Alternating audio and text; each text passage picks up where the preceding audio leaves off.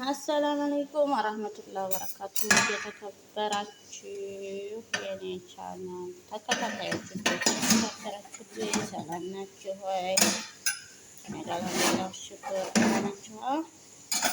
ሁሉ ሰላም አለ አልሐምዱሊላህ። ዛሬ ወደ ቁርስ አሰራር ወስዳችሁ ነው። ይሄ ቁርስ አሰራር ተምር በቂጣ ተምር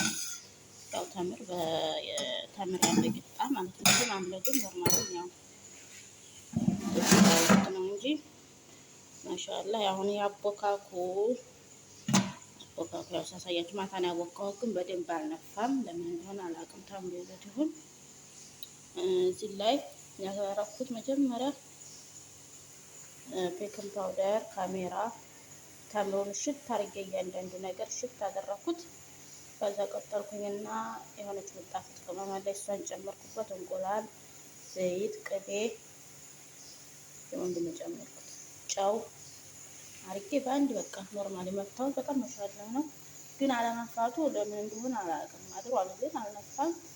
በነጩ ሲሆን በጣም ይነፋል እና ባይሆን ቀላል ቆንጆ ምግብ ነው። ያው ተምር ስላለው ቀላል አይጣፍጥም። በዛ ላይ ግብአቱ ስንት አይነት ነገር ነው የገባበት ማለት ነው። በዚህ መልኩ ምፍት ቢል አሪፍ ነበረ። መፋት ካለበትም በነጩ ግን ቆንጆ ነው የሚነፋልኝ። ግን እንትን ብሏል አልነፋም ማለት ነው። በደንብ ክትክት ማለት ነበረበት።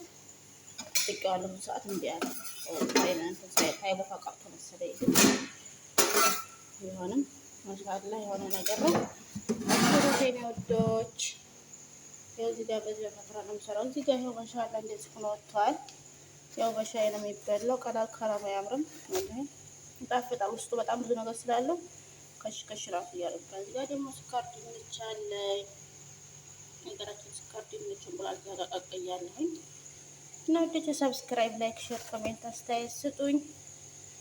በተረፈ አደራችሁን አበረታቱ።